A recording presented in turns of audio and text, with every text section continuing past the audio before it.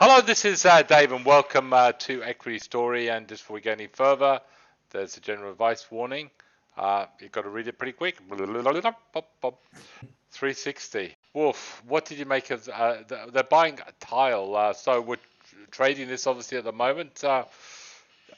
It's a massive acquisition, 200 million US dollars plus, but not expensive, like you say. What, 2 times rev? Yeah, looks decent. You know, from a revenue point of view, you'd never buy a company that's listed on ASX at 2 times revenue because there isn't nothing like that exists like that in that expense. So from that point of view, looks attractive. And when you look at the numbers coming out of Tile, because I think they mentioned on there revenue of about 100 something million bucks, right? 110. So that's got to add 110 million to their revenues. That's going to be 250 million plus revenue machine now, 360. That is significant, Dave, right? That's got to be a multi-billion dollar business now. Growth is also in there, and that's under the recurring business, growing at 170%, right? That's got to give you some sort of confidence that I think it's a good marriage. I think it looks decent all around, and I think the market should like this. However, you know, I'm not an expert in tile business, so I don't even know, you know, if people like it or not, or you know, what actual culture is like. So we'll see. That the CEO of Tile is actually joining the board as well of 360. So all in all, it looks like a pretty friendly, good acquisition, and hopefully the market will take it positively. And a big capital raising to come with that. What's the prices? I'm not sure yet. We'll see. Fingers crossed, Dave. The trade is still on for me. All right. It'd be very, very interesting to see what goes on. Now, let's get to 5GG. Yes. Now, this is really interesting, Wolf, because fundamentally, right, and I've never known you, well, very rarely do you get it wrong. I nearly said never, but you do occasionally, but very, very rarely, right? I have my weaknesses. Right. Sometimes. Now, we're going to look through this presentation because yeah, somewhere here is a stock that hopefully down the track is could be a big winner for us. Now, there's a couple of things hiding in that presentation that's I think is really big. All right, so people quite understand or quite get yet. Right, so I'm going down and say stop. Okay, look, I do have a little bit of love towards this company, I have to say, but there's a reason for that. So, Dave, okay, so this one is first one, right? The first slide. There's a point in there talking about Telegraph, and Telegraph is a technology owned by, I think, Facebook, and they and Pentanet is using this technology, rolling it out, and Facebook is obviously part of that. So there's some sort of collaboration going in the background between Facebook and Mr. Stephen Cornish of Pentanet. As you can see now, he's going to appear as a panelist, but there's something more to it because they are testing this Telegraph in only 2 places. One in I think Canada, the other one here in Australia in Perth. So are we the guinea pig? Possibly. And they're using Pentanet. Now, I mean, that for a small little company to be Facebook to use is significant for me. Anyway, so that's the first bit, right? Watch this space. I'm not sure what's going to happen here, but it is interesting anyway. So this is faster than 5G. Well, it looks like it, absolutely. So look at the speed, multi-gigabit versus up to 400 megabits per second, right? So definitely faster. Okay, but the range is less. Yeah, I know. So you got to have these telegraphs all over the shop, right? So they've sent them a lot of these telegraph equipment to Perth, from what I've been reading. They're going to be setting it up, or maybe they've already set it up. And I'd say for anyone that needs that super fast speed type stuff, maybe something like, you know, government agencies, whatever, they'll be using it, no doubt. But it can't get much faster than this. I mean, the old days, the internet used to be slow. Now I press it, I say immediately, how much faster can it really get? Like this, done. No, that's what it is now. It's going to be even faster than that. I don't know. Look, it's beyond only mega knowledge, Dave. We're just little simpletons. Remember, in this space, we are the baby boomers. Well, I'm not a baby, you are, but you know, yeah. Well, I'm just trying to work out. Really, doesn't need to get any faster. It's blindingly fast. All right, but you obviously think there's something there going on, right, between Facebook and Pentanet that maybe we'll find out with time that it's going to turn into something bigger. We'll see, right? There's something interesting here going on. Okay, all right. Well, okay, right. Well, Okay. and let's get to the next. Well, So, this is the more exciting bit for me, I think. And I've talked about this GeForce Now, the online computer gaming, right? Online gaming, so cloud gaming, which has been introduced for the first time. This is exclusive to Pentanet, so they've got exclusivity with NVIDIA, right? Remember they talked about it. They did a beta launch. They wanted to find out the interest and so on. So on the first day of launch, which was on October 19th, you got it on there. You says unique active users at the launch was 12,000. Now, only a month later, 23rd of November, they're talking that they've got already 36,000. That's 3 times as many users that they've started, Dave. I mean, surely you've got to be impressed by that sort of number growth. In month, triple your numbers. Now, is this around the world or just Australia? no, this is, I mean, God knows where the people are coming from, right? It's just the fact they've got 36,000 unique active users. Presumably most of them are in Australia, of course, because it's in Australian base, but there could be some overseas users using the cloud computing because you don't have to be in Australia to do so. But, I think the interesting point here is, okay, we've got sensational growth here, no doubt. The question is for me, and we don't know, and this is why it's still maybe, unless we find out the numbers, maybe that's why it's still not flying as it probably should be. We don't know how many of them are actually paying users, right? All 36,000 could be non-paying members. But what I'm thinking here is that they've got, the more numbers they've got, the bigger the chances they've got to convert some of these people into paying subscribers.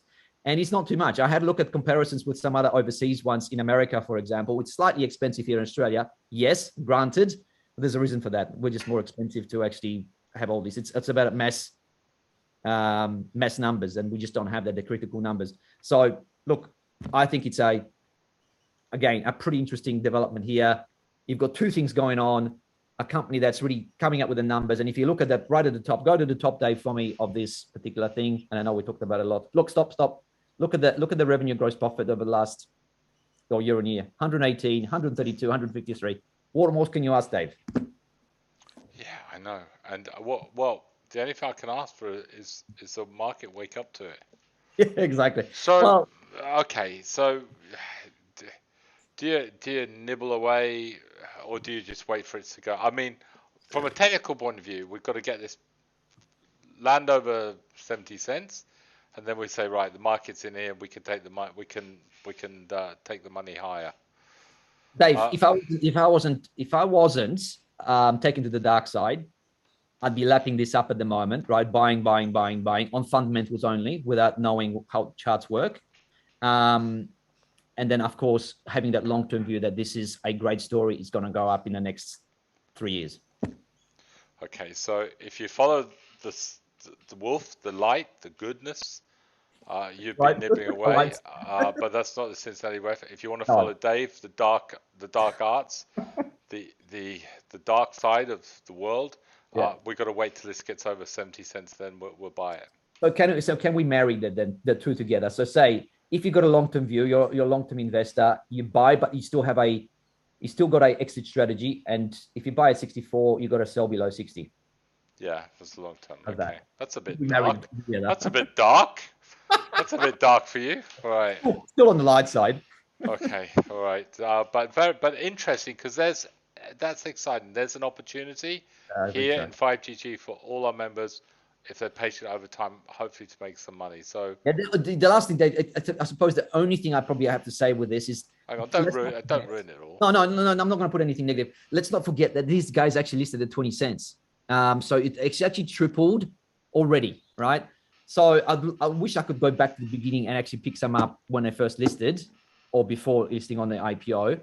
But remember, so maybe it just needs time to go through its motions, like normally companies that were list early to go through, and then maybe we'll see it go up. So really, it's just a normal sort of way the stories move, doesn't it? Exactly. Get in the IPO, they all take a profit, and thank you very much, a 5 bagged already or 4 bagged, and move out. Exactly. That's what probably has happened. But anyway, fingers crossed. Let's see. Okay, we're going to put on as a 3-year trade. Okay. Because we're going to back you there, Wolf. Yeah, but remember, you have an extra strategy. So I think you just got to give that under 60, 59, 58 cents. You just got to get out. PTB Mhm. now. New one, new story, Dave. New story, but a very, very nice chart. So, Mhm. like it actually, Wolf. It's not far off a little bicycle a few weeks ago. Um, very, very, very nice. And now moving up. Now we're going to trade this, and but before you're going to tell us the fundamentals. But Oh, so yesterday they came out with an announcement. I've never seen this company before, to be honest. I think it just skimmed past it one day, year or two ago, right? So these guys in the travel space, it is a very boring business. So what they do is maintenance and service and parts for the propeller planes. But the beauty about yesterday's announcement, again, I love my upgrades to earnings. This is what it comes up with. But then when you look at the actual numbers, Dave, of the company, the valuation and the financials, let me see, trading on a PE of 10, tick, yield of 7, tick, upgrade, tick. I think we can take this higher, Dave. hang on, what's the most important for a good chart? Says we're going up. There you go. So you support me with this one. Definitely, definitely. So that's definitely going on as a trade, and that'll be so we've got 5GG long term PTB. Yeah. Next trade we're going to put out is little Maggie beer. Now, yes. It was a 9 cents a week ago. It's starting to go through. I even like it even better now. And I think, Wolf, we got a nice little buy here at 0.55. I think we can have a stop at 0.48. Yeah. Mm-hmm. And we're going to target, give us 3 or 4 months, maybe that 0.74. Yeah, so again, I suppose in that category of pretty boring, like the PTBs, but you can argue growing, right? We've seen the numbers just before we went on, Dave. It was pretty impressive growth. So what's happening right now is there is definitely some momentum coming to the story because of the growth, and maybe you never know, there could be some announcement coming soon. Okay, the setup's right. The growth was good, 84%. Yep. It's ticking boxes. We are a bit wary of food, but happy to trade it. Yeah, we like eating food. Risky, I'd say, Dave. A little bit riskier than PTB because it's actually still volatile, and I think the bottom line is just quite not there. But it's still a decent story. Okay, all right. Listen, I mean, we love food, but we've been damaged before about investing in food companies. F&P, so. My God, is the best example. Let's not say the word again. Costa Group, F&P, you name it. Right, now BKW, a strong company, Wolf. It's come back down to trend. I think this will turn fairly soon. We'll have definitely have a trade in this, but long term, you're still happy to hold? Look, I'm very impressed, actually. To be honest, it's not an easy market because the business is conducive to good conditions, right? And at the moment, there's a lot of things that are probably going against it, such as inflation, and they've talked about in today's announcement, talking about wage pressures in America, talking about constraints with products, supply chain issues. So there's a lot of things going on. Yet they were going to eke out growth, right? We're still going to grow. I mean, you've got to give them some sort of credit for really navigating through a very difficult period quite well. And when you look at it, still P of 4, dividend of 4. This should be part of a dividend portfolio with growth, 100%. Yeah, no, it looks very, very good. Wolf, Babcock, retirement of CEO, it's never good. No. And sell off. So see where that is by the end of the week. It needs to hold above that 772 for traders out there.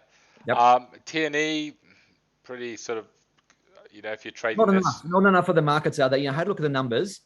The top line growth was in a single digit. So, what for a company that's trading on 50 times, single digits is just not enough. It's always been about that for the last. I know, so that's the thing. Yet the market still has a sell-off, has a little bit of a tantrum, but then he picks it up again. We've seen this before. It's a typical cyclical thing for these loved stories. They go through this. Yeah, so don't trade it, but if you're in it, see where it is by the end of the week. Yeah. Maybe if it's I'll give you a sort of trying to help people here. If it's low, if it's below say 12.70, I think you'd be getting out of it, Wolf. If you're a trader, otherwise long term, it still looks fine. I reckon I could put Promedicus in the same basket. Long term, you'd be holding it. Maybe if you're a trader, you get out of this if it goes below 60 cents, $60. Yeah, another one where it's trading on 100 times. It needs to deliver those incredible numbers, which if they don't, it's probably just going to have a bit of a tanty and then come back again. All right, Wolf. We got 3 good trades today, but before we go, I just want to put my hands on my head and scream really loudly. I'm not going to do that because I'm a mature adult. But AMS, it was a good announcement. I don't understand. It's like down 4%. What's going on? I don't know, Dave. It's fascinating, isn't it? It seems to like they reiterated the guidance, which is very positive because I think the market maybe was a little bit skeptical and scared that you maybe they're going to be affected by the chain supply issues, but it doesn't seem to be. They're talking about 90 million plus revenue growth, which is about, I think what they talked about 20% growth odd. So from that point of view, you think to yourself, well, that's pretty decent, unless there's something in it that I just cannot pick up. I mean, they've invested in a cloud, the cloud base. It was only $2 million. It's not as if they are, it's not a big deal. Money left, right, and center, are they? No, it's not a big deal, and why wouldn't they, right? Optionality, right, for later down the track. If this takes off, hello, we've got a nice business under our hands. So, I mean, what are they trading on now, like PE and? Well, there's no PE because it's still, it's been fluctuating from minus to plus, minus. So I think we're probably going to look at 2 times. Yeah, on the revenue number, which is not too expensive when you look at it. Okay, let's say they come up with a 90 million. What's the market cap at the moment of them? We can work it out right now, right? So let's have a quick look, and I think it looks very attractive. 283. Well, 90 million. That's less than what, 3, isn't it? Or just over 3. Crazy. Cheap. So and they're breaking trend. I just find this so weird. Oh, look, I'll be looking for anything else that I haven't quite got onto. Why it's not actually holding up, or at least going up, because it started up today. It started in 130s, but it's back to 122. So there must be something in there that we missed. All right, a little bit. We will have another look at it, but we'll play it by the charts. Obviously, if it's we have to. But I think if this goes below 120 by the end of the week, we'll have to get out of it. Yep, agree. But at the moment, don't panic. These type of shares can be very volatile midweek. On that note, Wolf, thank you very much. 3 free trades. And by the way, just before we go, yesterday you actually came out. You said, please, are you going to come out? Which was a big, hang on, this is a really big thing for you to have to do. And it's like an emotional thing for you to. So Wolf, tell us. I don't want to do this, Alf, but I have to come out, don't I? So tell us what you did. Okay, I'll come out. Come out. I'm a weekend crypto trader. Oh my god. Oh my god. Please don't condemn me to right, naughty corner. Yeah, you are. But Dave, there is some goodness in this. I'm using the CTM exclusively on this. Nothing else matters. It's CTM, and I'm happy with that. Really, yeah, I can't believe it. You've come out as a crypto trader using technical analysis. How low have you gone? I don't know. I think I've been possessed by someone, but I don't know what I'm doing, Dave. Please help me. Yeah, we will. Any psychiatrists out there that can help Wolf, please call us at Equity Story. He needs help. On that note, thank you very much, Wolfie, and well done. We've got the thing on tonight, so please don't forget to join us for I'll Ask the Analyst tonight. And thanks for coming out live. Pleasure. Bye.